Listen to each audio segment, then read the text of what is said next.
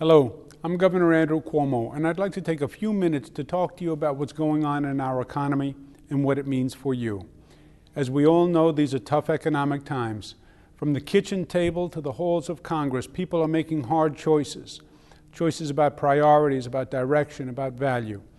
With all of the debate about how to best solve our economic problems, at least one thing is clear. We must be smart, cut waste, and we must do more with less. And while it is certainly difficult, it is not impossible. We proved that this year in Albany. When we adopted the state budget earlier this year, we actually changed the culture of spending in Albany. It was tough, but we did it, and we're the better for it. However, your tax dollars don't just go to the state, they also go to your local governments, and local property taxes are simply out of control. The 15 highest tax counties in the country are all here in New York State. Orleans County is the number one in the nation for the highest property taxes, followed by Niagara, Monroe, Allegheny, Wayne, Cortland, Genesee, Chautauqua, and Seneca counties. In absolute dollars, Nassau County residents pay the highest property taxes in the country. And Westchester and Rockland are in the top 5.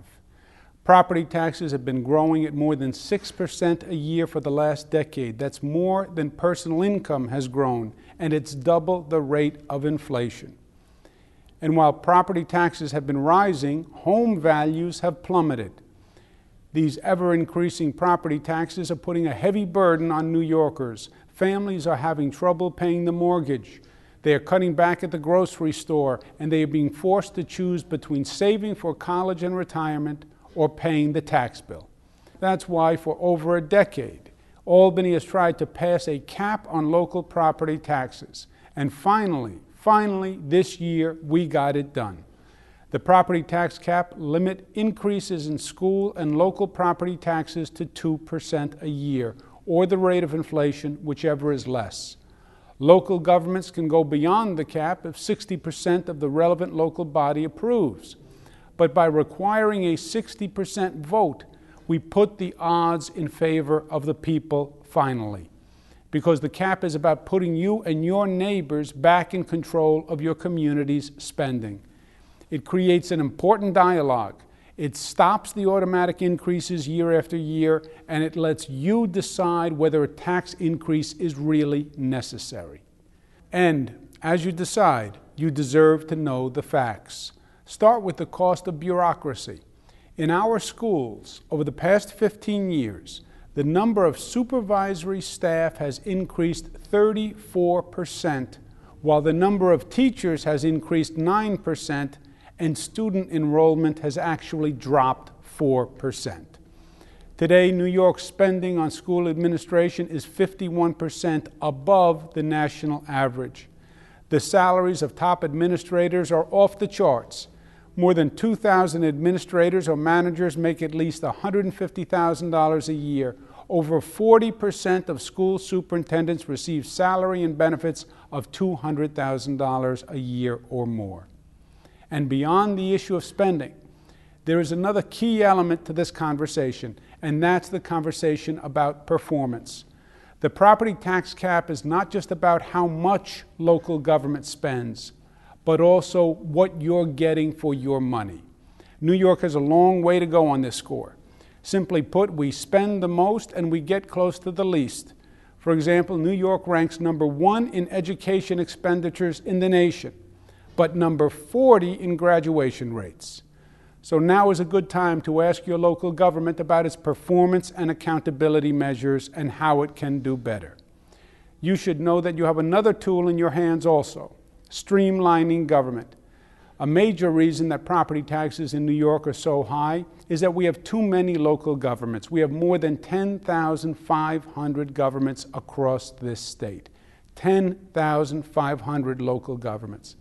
That's wasteful and very, very expensive. Now, however, we have a law that empowers citizens to consolidate their local governments or to reduce costs by sharing services with other local governments. This kind of consolidation can significantly lower property taxes. The tax cap is already working in communities all across the state. Since it took effect this summer, The cap has stopped automatic tax increases and brought much-needed scrutiny to government spending. Of the nearly 400 municipalities that have proposed their budgets, the vast majority, close to 85%, have stayed within the cap. Remember, in past years, local property taxes increased by an average of 6%. The cap is 2%, and close to 85% of the governments are now following the cap. We are making a difference. At the end of the day, though, it is all up to you. It is your money. It is your community. These are your local services. The state is not dictating a solution. I am not saying what the community should do. I am saying that I want you involved. And I want the people to have the power as opposed to the politicians. And I want you to have the facts. Because as I've traveled all across this state, people have said to me they just can't afford their local property taxes anymore. And this is a vehicle to make real reform. If you want to raise taxes, you can raise taxes. If you want to lower taxes, you can lower the taxes. If you want to live within the cap or be below the cap, it's all your choice. But you decide. The people decide, not the politicians. That's the way it's supposed to be. For this to happen, it is critical that you and your neighbors get involved, that you have the conversation. I urge you to be there when your local government's budget is being debated. Attend the school board meetings. Ask your elected officials about their spending choices. Talk to them about the cost of the bureaucracy and efficiencies. Ask them if their community should consider consolidating with other communities or sharing services to find economies of scale. We have built a website with information that may prove helpful as you join this vital discussion. Take a look. An informed citizen is an empowered citizen. I am a firm believer in the power of government to improve people's lives. I believe government can make a difference. I also believe in a government that is efficient and respects the tax dollar. I believe you can do both. I believe you can have effective government that makes a difference in people's lives and a government that is cost-effective and respects the taxpayer. That's what we're working towards. I believe in a government that works for you. That's what we're doing here in Albany every day. And that's what you should demand from your local government.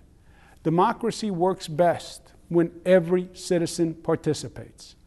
I know that if New Yorkers work together and reason together, we can emerge stronger and create a brighter future for our families.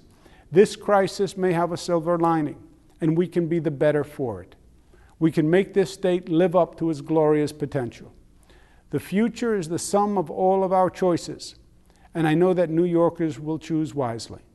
Thank you for listening.